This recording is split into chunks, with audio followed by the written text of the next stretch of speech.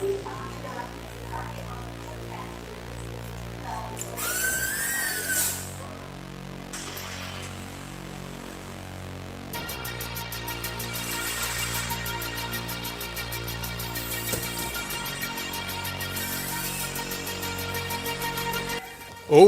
Marduk is now indoors.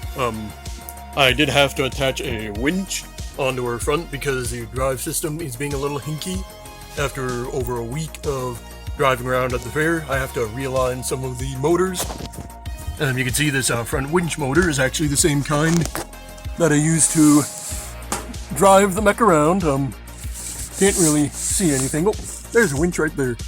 So, now that she's indoors, I can work on her drive system at all hours. I don't have to worry about being on the ground and getting all wet and stuff.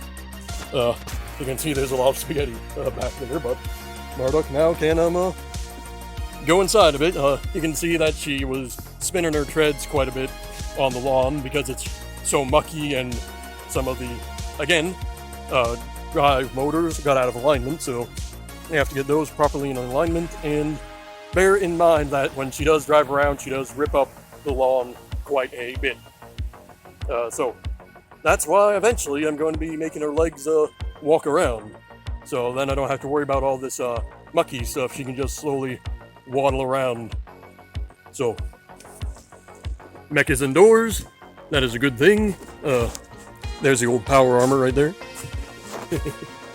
So now, oh, and there's the reins of old snowblower Mech 2, which will become the basis for Mech 2.0. But still, I gotta perfect Mech 1.0 here before I get around to that.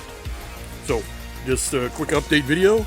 If you do enjoy my content, be sure to like and subscribe, share it with others, and remember, if the women don't find you handsome, they should at least find you handy. Take care.